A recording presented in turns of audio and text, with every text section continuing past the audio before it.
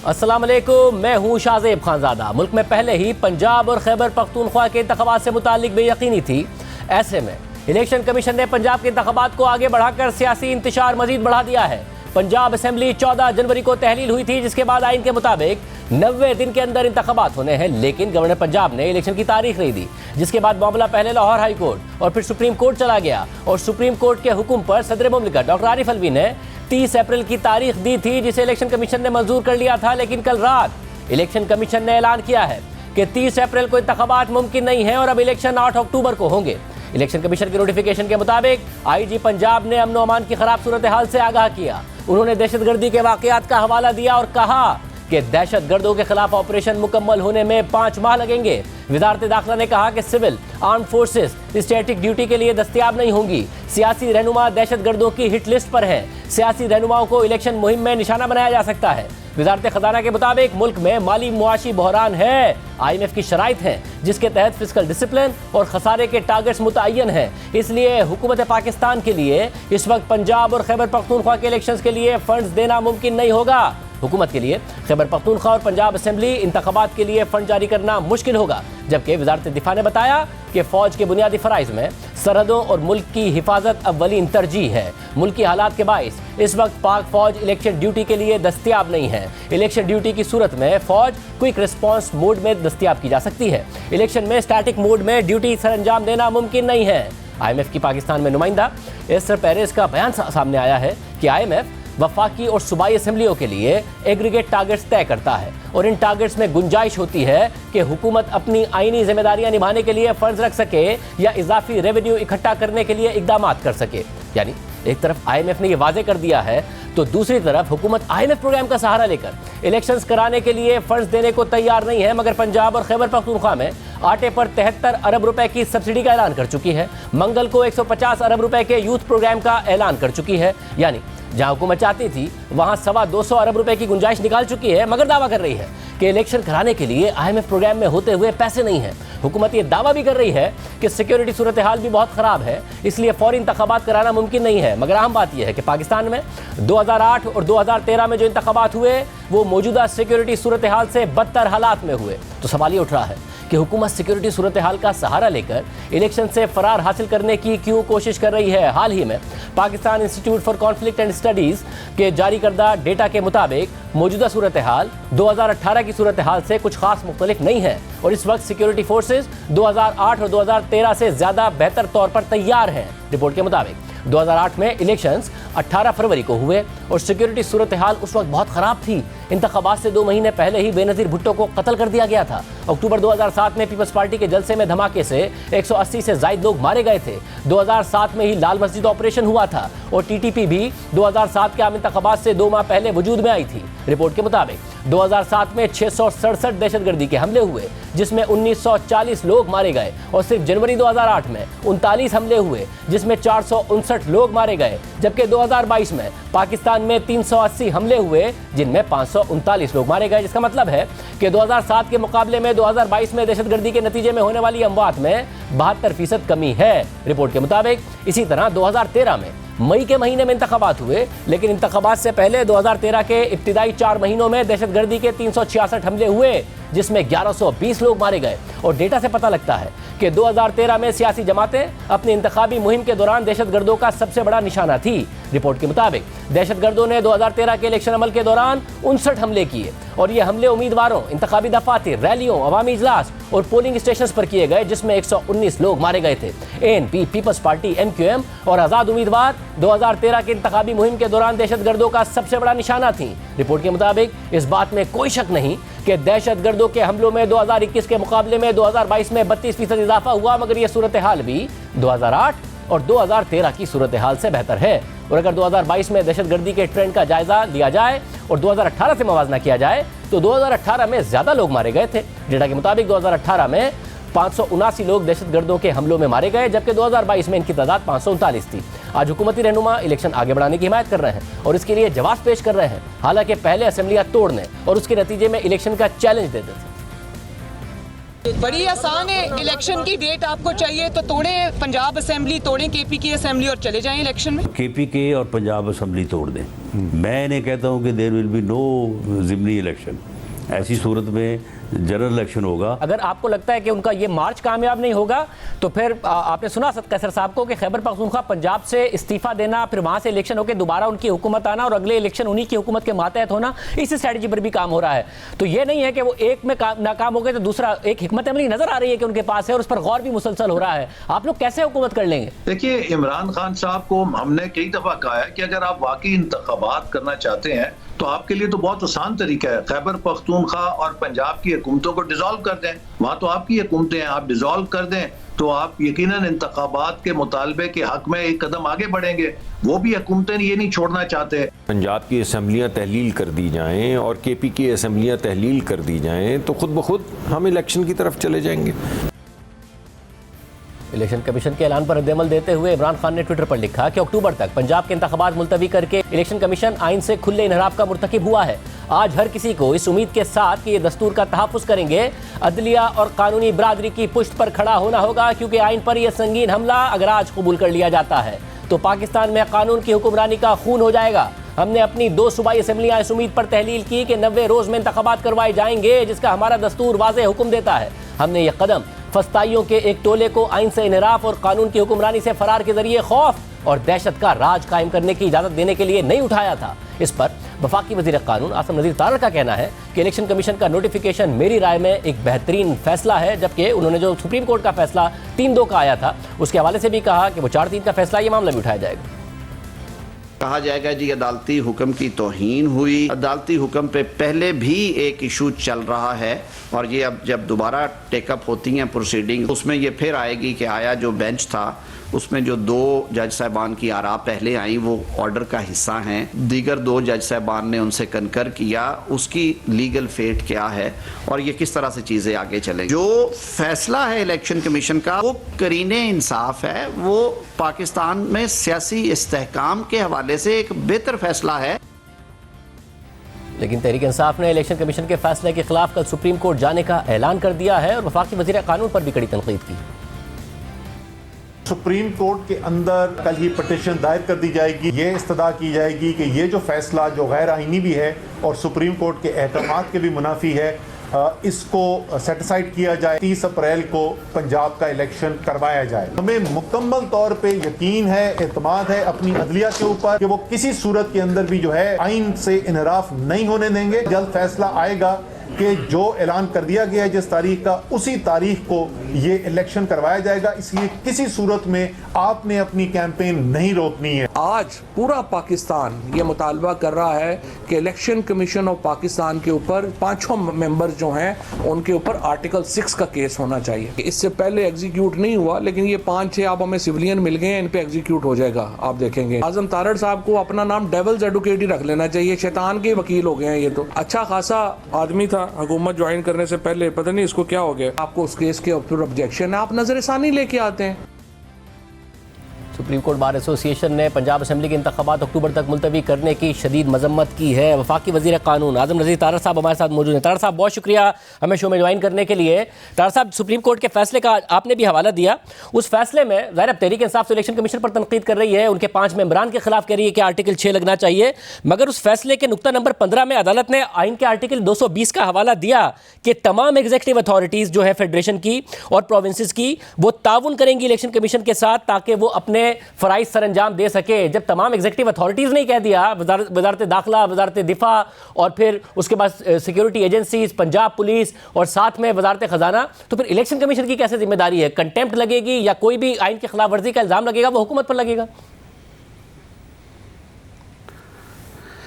जी बहुत शुक्रिया शाहजेब साहब। ज़रा थोड़ा सा ये मुलाहिज़ा फरमाइए कि इलेक्शन कमीशन ने आइन के 218 क्लॉज़ 3 के तहत ये इंश्योर करना है एक आज़ाद और ख़ुद मुख्तार आइनी इदारे की हैसियत से, जो कि सिर्फ़ और सिर्फ इलेक्शन कमीशन का डोमेन है कि वो इंतखाबात मुनक्कद करवाए और उसके लिए सारे इंतज़ामात जो हैं वो करे कि इंतखाबात गैर जानिबदाराना, शफ़ाफ़ और मुनसफ़ाना तरीके से हों और उनमें जो करप्ट प्रैक्टिसेस हैं वो गार्ड की जा सके। इसको इंश्योर करने के लिए, जो कि स्पिरिट है असल में इंतखाबात की, और इसी वजह से आर्टिकल 224 बनाया गया जिसमें कहा गया कि केयर टेकर सेटअप्स होंगे और उसकी ये तरीक़ाकार होगा, और इलेक्शन कमीशन को 218 में जो इख्तियारात हैं उनके तहत ये सारा सिलसिला आगे चलेगा। इलेक्शन कमीशन ने उन तमाम इदारों और एजेंसी से इनपुट ली। आज जो मुल्क में सूरत हाल है, आपने बड़ा अच्छा किया इंट्रो में वो सारी बातें बताई कि दहशतगर्दी के वाक़यात जो हैं उनमें इजाफ़ा है, लेकिन 2013 और 2008 के निस्बत जो है वो सूरत हाल बेहतर है। नंबर एक ये है कि 2013 और 2008 में किसी एक शख्स की इना के ऊपर किसी एक शख्स के ज़ाती मुफाद के लिए कोई पीस मील असम्बलियाँ नहीं थी टूटी, बल्कि तमाम मुल्क में बैक वक्त इलेक्शन हो रहा था। 2008 के इंतखाबात एक तवील मार्शल लॉ के बाद हो रहे थे, वो भी एक मुल्क में सियासी इस्तेहकाम लाने के लिए इंतहाई ज़रूरी थे। उनमें भी वैसे डिले आया मोहतरमा बेनज़ीर भुट्टो साहिबा की शहादत की वजह से, वो तकरीबन 2 माह 1.5 माह उसमें डिले हो गया। 2013 में सूरत हाल कुछ इसी तरह की थी और उसमें बहुत सारी जानों का ज़ियान भी हुआ, 8 में भी बहुत हुआ, लेकिन ये शर्त तो नहीं है कि हमने खून की होली खेल के इंतखाबात में जाना है। उसके लिए कंड्यूसिव इन्वायरमेंट भी ज़रूरी होता है।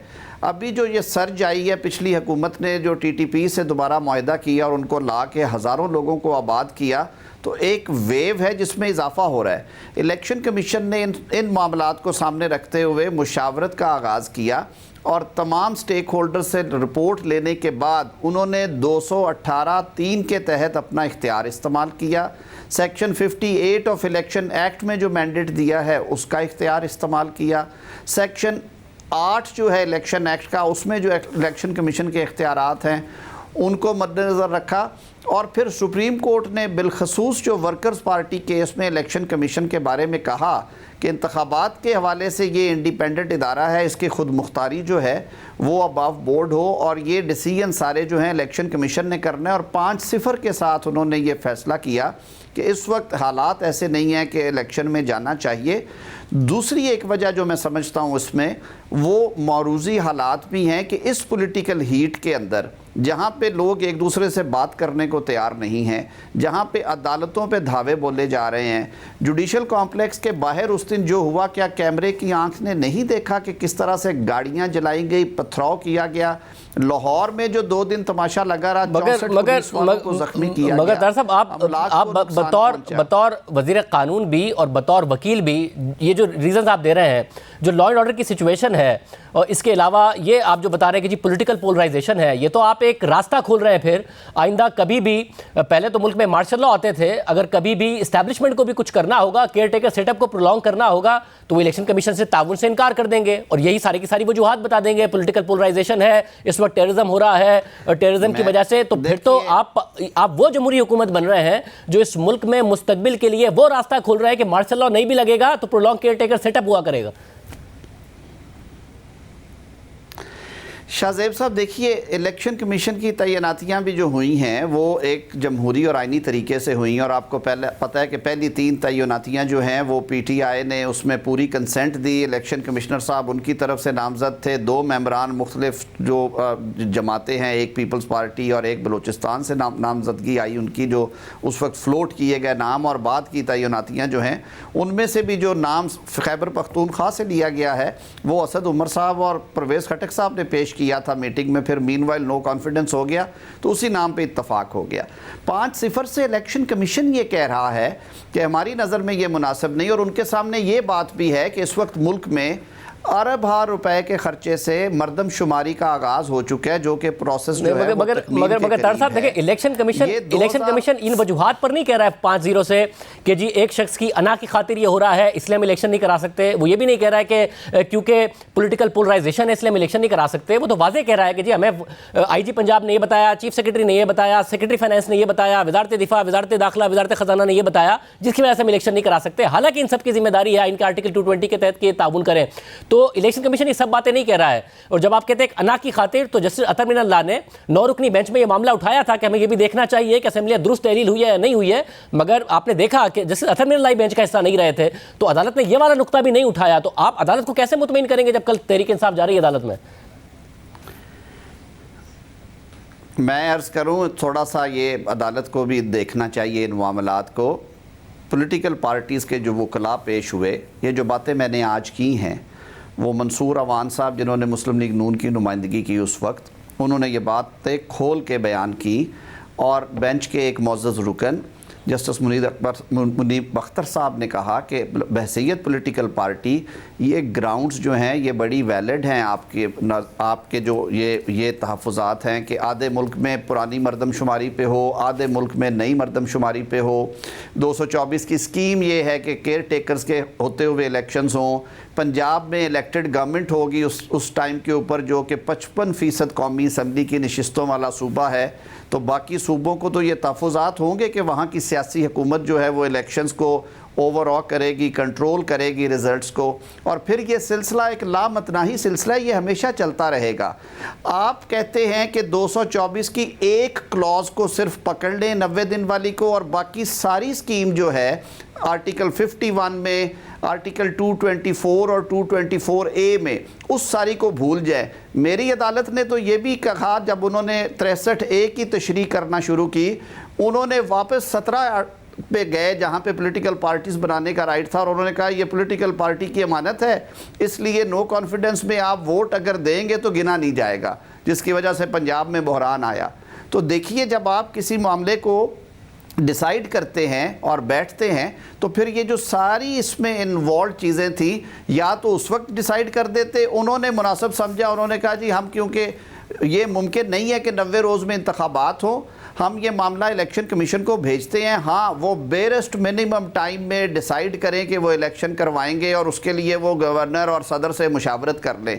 गवर्नर को जब उन्होंने कहा KP को कि इन्होंने डेट नहीं दी, तो उनकी साथ में सरजनिश भी कर दी। लेकिन जब सदर साहब के बारे में कहा कि वो डेट नहीं दे सकते थे, उन्होंने KP में गलत डेट दी, तो उनके बारे में कुछ नहीं कहा गया। अब ये वो चीज़ें हैं जो कि हमें भी देखनी चाहिए। अब रही बात इलेक्शन कमीशन की, तो सुप्रीम कोर्ट ने इलेक्शन खुद तो नहीं थे करवाने, उन्होंने इलेक्शन कमीशन को कहा कि आप आइन और कानून के मुताबिक प्रोसीड करें। उन्होंने शेड्यूल दिया। शेड्यूल देने के बाद जब उन्होंने स्टेक होल्डर से मुशावरत की, वो रीजंस उन्हें कन्विंसिंग लगी और उन्होंने 8 सफ़े का ऑर्डर पास कर दिया। मगर इस ऑर्डर पर आप अदालत को कैसे, ये जो आपने हालात वाक़यात बताए हैं, चाहे वो 63A का फैसला हो या दूसरे मामलात हो, या फिर पहले 9 रुकनी बेंच बनना हो, फिर वो किस तरीके से 7 से 5 हो गया, अब आप आज कह रहे हैं कि वो तो फैसला ही 4-3 का है, हालांकि अदालत ने अपने फैसले के शुरू में लिखा है कि वो 3-2 का फैसला है, और आप रिव्यू में भी नहीं गए। मगर अब आप ये मामला भी एजिटेट करेंगे अदालत के आगे जाके कि जी नहीं, वो 3-2 का तो फैसला ही नहीं था। आप कैसे अदालत को मुतमईन कर लेंगे, जब आप जो हालात वाक़यात बता रहे हैं उससे नजर आ रहा है कि अदालत मुतमईन नहीं होगी? कैसे मुतमईन हो जाएगी अदालत इस मामले से, और क्यों कंटेम्प्ट नहीं लग रही होगी हुकूमत पर? पहली बात ये है कि ये डिसीजन हुकूमत का नहीं है शाहज़ेब साहब। हुकूमत तो, जो कोलिशन गवर्नमेंट है, वो इलेक्शन से कभी भागी नहीं है। जिस दिन भी इलेक्शन कमीशन इंतखाबात अनाउंस कर देगा, आपने देखा इलेक्शन कमीशन ने शेड्यूल अनाउंस किया, हमारे तमाम सूबाई असम्बली के हलकों से लोगों ने अपने नॉमिनेशंस जमा करवा दिए। मोहतरमा मरियम नवाज शरीफ साहिबा 4 हलकों से उम्मीदवार हैं और 4 से उनके कागजात मंजूर हो चुके हैं।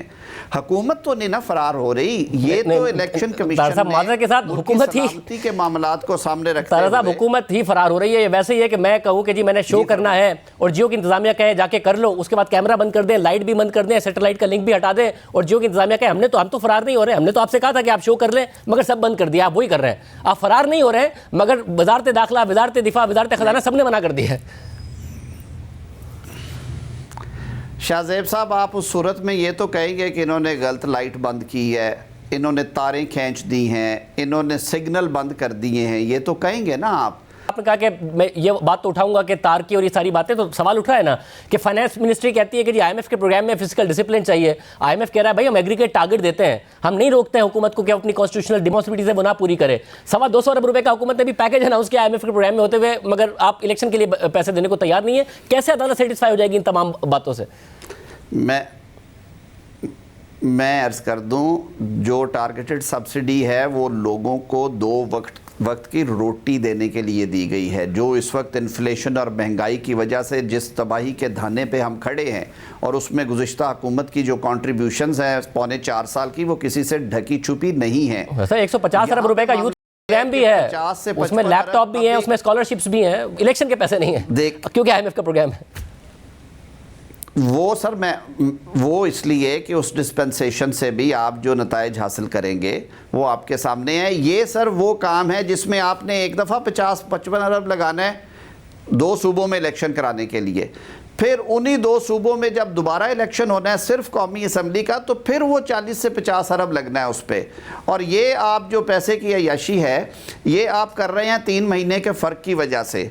मैं नहीं कहता कि ये ना करें, शायद ये इस हवाले से इसमें और बहुत सारी जहतें निकल आती अगर दीगर मामलात ठीक होते। अगर election commission is of the opinion कि इस माहौल में जो इंतखाबात है इसमें कैंडिडेट्स और सपोर्टर्स और पॉलिटिकल वर्कर्स और इंतखाबी अमले की जानों का भी नुकसान का अंदेशा है, और जो अफवाज पाकिस्तान है वो भी अपनी सिक्योरिटी प्रोवाइड करने से कासिर हैं, क्योंकि वो कह रहे हैं कि हमने दोनों बॉर्डर्स जो हैं उनकी ड्यूटीज़ के साथ साथ हम लोग ऑलरेडी काउंटर टेररिज्म की ड्यूटीज़ कर रहे हैं, यानी कि वॉर अगेंस्ट टेरर में भी एक्टिव हैं। रही सही कसर आपकी सेंसस ने निकाल दी। सेंसस का फ़ैसला तमाम जमातों ने एक मुआहदे के तहत किया था और तय हुआ था 2018 में, फिर आइनी तरमीम हुई 25वीं के 26वीं, जिसमें ये कहा गया कि ये इलेक्शन तो 2017 की सेंसस पे हो जाएंगे, लेकिन आइंदा आम इंतखाबात नई सेंसस पे होंगे जिसकी हल्का बंदियाँ होंगी और वो डिजिटल सेंसस होंगे। वो प्रोसेस अब तकरीबन उस ऑलमोस्ट हाफ वे है। 1 मार्च को शुरू हुआ है, आज हम साहब इस सब पर अदालत मुतमईन हो जाएगी, कंप्लीट होते हैं बाय द मिड और लास्ट ऑफ। आप कॉन्फिडेंट है कि अदालत मुतमईन हो जाएगी तमाम मामलात पर? कल तहरीक इंसाफ अदालत जा रही है और अदालत का मूड जो है वो आपने देखा है, जो हालात वाक़यात आप बता रहे हैं वो अपनी जगह पर है 63A से लेकर अब तक के, तो आपको उम्मीद है कि अदालत सेटिस्फाई हो जाएगी? मेरे ख्याल में ये परसेप्शन अदालत के लिए भी बड़ी बहुत मैं समझता हूँ एक ऐसा लम्हा फ़िक्रिया है जिस पे अदालत को ख़ुद भी देखना चाहिए कि अगर अदालती फ़ैसले इस तरह से प्रिडिक्ट होने शुरू हो जाएं अदालती जो तारीख़ है उसके हवाले से, तो ये अदालत की जो गैर जानिबदारी और शफाफियत पे बहुत बड़ा सवालिया निशान होगा। मुझे ये कवी यकीन है कि इलेक्शन कमीशन जो आइनी खुद मुख्तारी और आज़ादी इंजॉय करता है और जो आइन ने उसको तकद्दस और तकरीम दी हुई है उसका यकीनन ख्याल रखा जाएगा। आर्टिकल 220 की बात रही तो ये इलेक्शन कमीशन का कुल्ली इख्तियार है। इलेक्शन कमीशन अगर समझता कि ये अवेसिव रिप्लाइज़ हैं, ये रिप्लाइज़ जानबूझ के दिए जा रहे हैं इलेक्शन को डिले करने के लिए, ये बददियानती पे बेस्ड हैं, तो इलेक्शन कमीशन आर्टिकल 220 में बिल्कुल प्रोसीड कर सकता था। हम इलेक्शन कमीशन की उस रेट को बतौर हुकूमत मानते हैं, पीटीआई माने या ना माने, उन्होंने तो 10 रिटें की हुई हैं कि इलेक्शन कमीशन के पास कंटेम्प्ट का इख्तियार कोई नहीं है, तो इस बहस में नहीं जाते।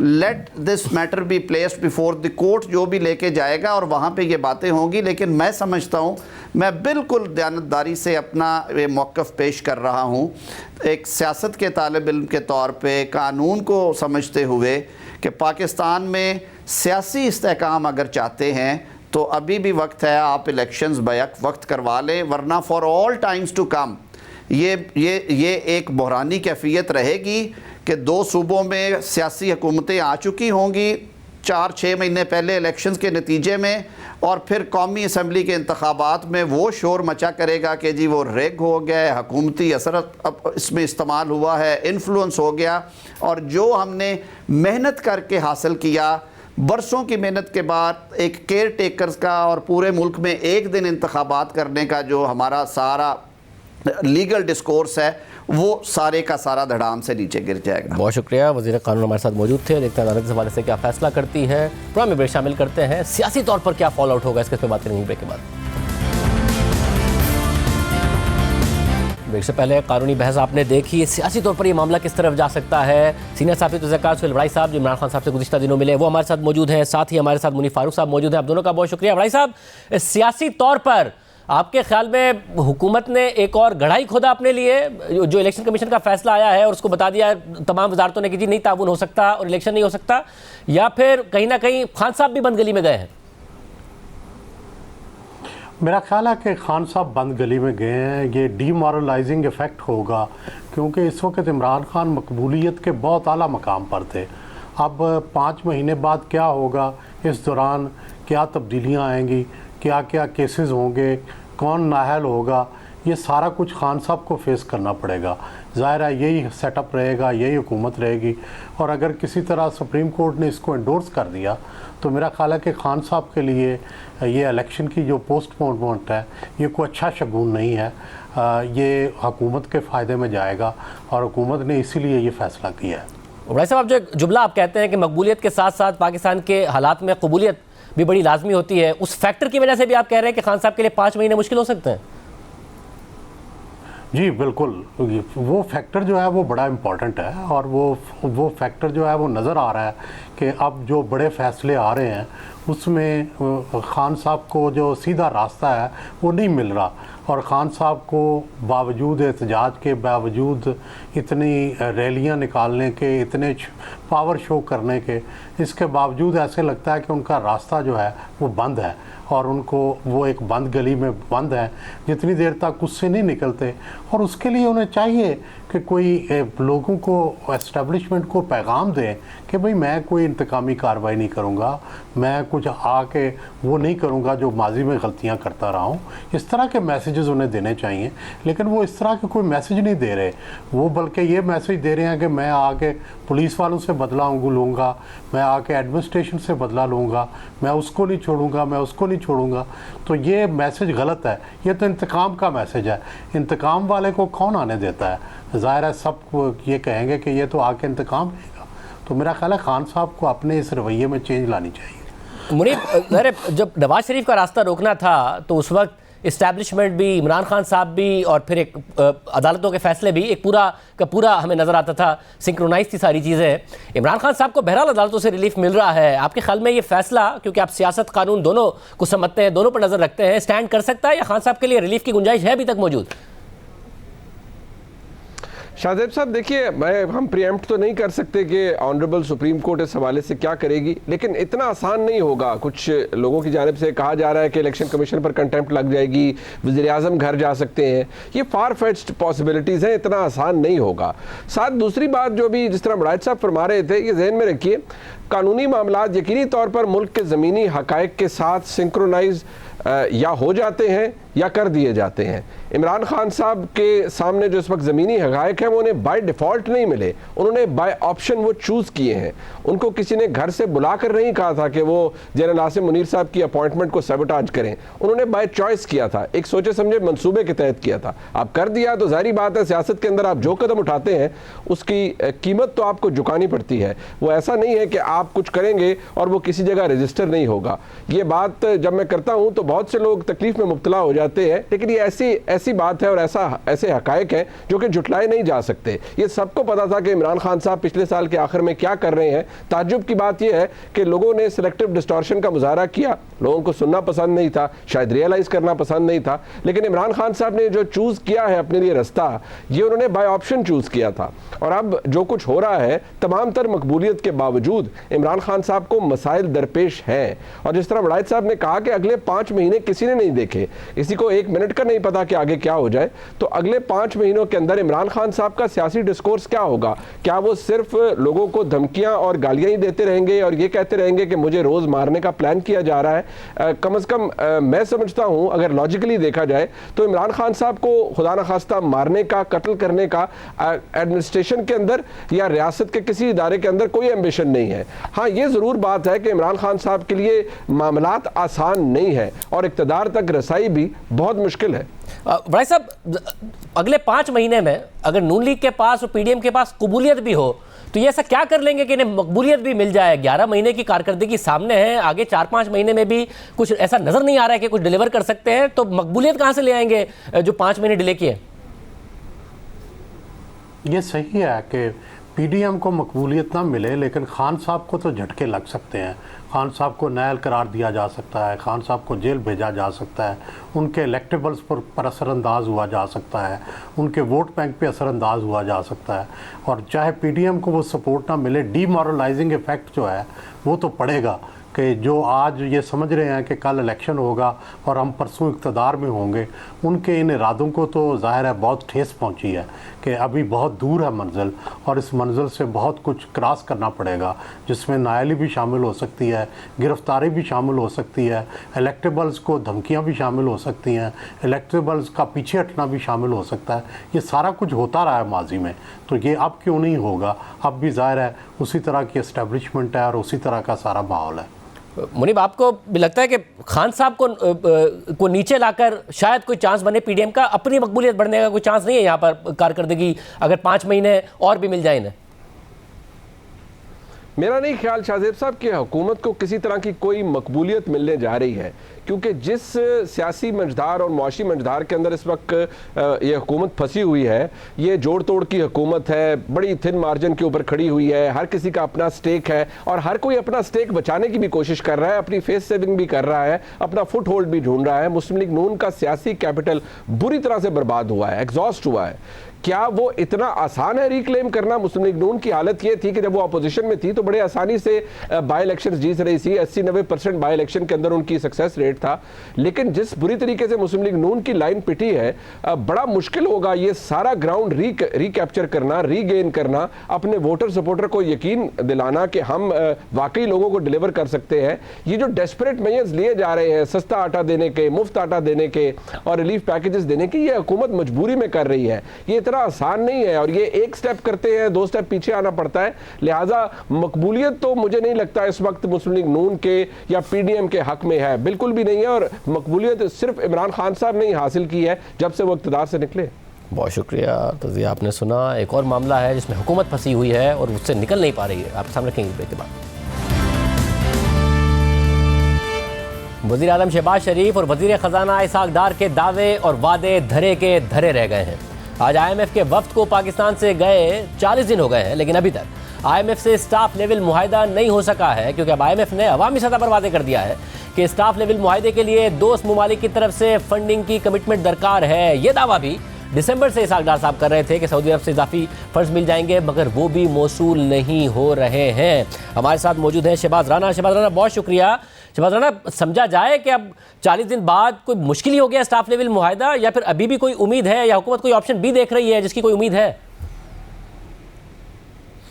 जी बहुत शुक्रिया आपका शाहजेब साहब। पहले जो इनके 2 हफ्ते थे IMF की टीम के यहाँ से वापस जाने के बाद, लगता ऐसे था कि हुकूमत पाकिस्तान बहुत संजीदा है और उसकी पूरी कोशिश है कि किसी तरीके से जो IMF के साथ स्टाफ लेवल एग्रीमेंट भी हो जाए और बोर्ड की मीटिंग भी हो जाए, पैसे आ जाएं। आपने देखा कि बिजली की कीमतों में इजाफा किया गया, मुश्किल तरीन फैसला था। गैस की कीमतों में इजाफा, उसके साथ इंटरेस्ट रेट में भी स्टेट बैंक ने इजाफा कर दिया 2 मार्च को। बाकी भी इस किस्म के इकदाम किए गए, रुपए की कदर को एक दफ़ा फिर मार्केट के ऊपर छोड़ा गया। लेकिन उसके बाद कुछ ऐसी डेवलपमेंट्स हुई हैं जिससे लग अब ऐसे रहा है कि हुकूमत पाकिस्तान का भी जो इंटरेस्ट है वो एटलीस्ट कम होता जा रहा है। और ये जो डेवलपमेंट्स हो रही हैं ये वजारत ख़जाना से नहीं हो रही, ये हो रही हैं प्राइम मिनिस्टर्स ऑफिस से। फॉर एग्जांपल आप देख लीजिए, फ्यूल की जो सब्सिडी है, पेट्रोल सब्सिडी 50 रुपये फ़ी लीटर, ये मेरे से और आपसे ज़्यादा लेंगे और वापस मुझे ही शायद दे रहे हैं, क्योंकि अगर आपके पास 660 सीसी गाड़ी है तो आपको फ्यूल की सब्सिडी मिलेगी, और अगर आपके पास 1000 सीसी गाड़ी है तो 1000 सीसी वाला 660 सीसी वाले गाड़ी को वो फ्यूल की सब्सिडी दे रहा होगा, चाहे 660 सीसी वाले गाड़ी की जो उसकी वैल्यू है वो 1000 सीसी से कहीं ज़्यादा हो। तो इस किस्म की जो अनटारगेटेड फ्यूल सब्सिडीज है, ये सिर्फ फ्यूल का बात नहीं है, ये सिर्फ क्रॉस सब्सिडाइजेशन की बात नहीं है, यहाँ पे असूल की बात है। दुनिया ये देख रही है कि पाकिस्तान दिवालिया होने की तरफ जा रहा है। दुनिया ये देख रही है कि पाकिस्तान के जो गैर मुल्की ज़र मुबादला के रिजर्व्स हैं वो $4 अरब के ऊपर है, बावजूद इसके कि चीन से हमने कोई $1.7 मिलियन का एक पुराना कर्जा वापस लिया है। और दुनिया ये देख रही है कि इनके जो टैक्स महसूलात हैं वो अपने अहदाफ से पीछे हट रहे हैं। और इन हालात के अंदर आप अनाउंस कर देते हैं पंजाब और खैबर पख्तूनख्वा में फ्री आटा स्कीम जिसकी 73 बिलियन लागत है। इन हालात के अंदर आप फ्यूल की सब्सिडी अनाउंस कर देते हैं। तो ये मुझे अब इनकी नीयत पे पहली दफ़ा शक होने लग पड़ा है कि अगर यही तरीका इनका जारी रहा तो फिर बहुत मुश्किल है कि IMF आपके साथ जो है वो किसी किस्म का प्रोग्राम मगर शहबाज, फिर ऐसी बातें उस वक्त हो ना जब या तो हमारे पास रिजर्व हो वो है नहीं, या फिर हमारे पास कोई मुतबादिल हो वो भी नजर नहीं आ रहा है। तो ये कर क्या रहे हैं? क्या मुल्क को डिफॉल्ट की तरफ लेके जा रहे हैं? कोई मुतबादिल की उम्मीद है चीन से या किसी से? अच्छा, ये बहुत ही अहम पॉइंट है कि जब आप इस किस्म की एक सोसाइटल अटेम्प्ट करते हैं सब्सिडीज देने की और IMF को नाराज़ करने की, ऐसे वक्त में आपके पास कोई प्लान बी होना चाहिए। जो मेरे इत्तला है अभी तक कोई भी प्लान बी इनके पास नहीं है। और प्लान बी हो कैसे? जितने भी आपकी रीजनल कंट्रीज हैं वो देख रहे हैं कि पाकिस्तान एक दफ़ा फिर फिस्कली जो है ना वो इररिस्पॉन्सिबली बिहेव कर रहा है, तो कोई आपके ऊपर क्यों ट्रस्ट करेगा? जो पाकिस्तान की नीड्स हैं वो शाहजेब साहब इतनी अब ज़्यादा हो गई हैं को कोई एक भी मुल्क, चाहे चाइना हो, चाहे सऊदी अरब हो, या कोई इदारा जैसे कि IMF है, वो अकेला पूरा नहीं कर सकता। तो इस किस्म की सुसाइडल अटेम्प्ट्स करना जब आपकी जेब में पैसे नहीं हो, जो अप्रैल से लेकर जून तक की नेट एडिशनल हमने नॉट एडिशनल जो नेट हमने रीपेमेंट करनी है फॉरेन लोन्स की इंक्लूडिंग द इंटरेस्ट, वो 4.1 अरब डॉलर है। आपके रिजर्व्स में पड़ा हुआ है आज 4.25 अरब डॉलर। इसके साथ आपकी जो इंपोर्ट्स हैं वो 3.5-4 बिलियन डॉलर फिर भी रह रही हैं, बावजूद इसके कि आपने इंपोर्ट्स का गला घोंटा हुआ है। तो ये तो फिर बिल्कुल एक ऐसे पाथ के ऊपर चल पड़े हैं जहाँ पे लगता है कि इनके पास कोई सोल्यूशन नहीं है, और ये एक के बाद एक जो हुकूमत वो गलती करने जा रही है, चाहे वो इलेक्शंस की गलती हो, ये IMF वाली गलती हो। अभी भी आज भी हुकूमत अगर करेक्टिव मेजर्स लेना चाहे तो ले सकती है। मैं ये बात बारहा कह रहा हूँ कि हुकूमत के पास कोई रास्ता नहीं है सिवाय IMF के, और हुकूमत के पास कोई रास्ता नहीं है सिवाय डेट रिस्ट्रक्चरिंग के। तो जितनी जल्दी ये हुकूमत अपने जो हकायक है इनको मान ले, उतना ही ये अच्छा होगा। बहुत शुक्रिया। सूरत हाल बता रहे थे शहबाज राना, हुकूमत की कोई सिम नज़र नहीं आ रही है, और जिस सिम पे मुल्क जा रहा है हुकूमत नहीं लग रहा है कि उसे निकाल सकती है। IMF का स्टाफ लेवल मुआहदा बार बार दावों के बावजूद अभी तक नहीं हो सका है। आज प्रोग्राम में इतना ही। अल्लाह हाफ़िज़।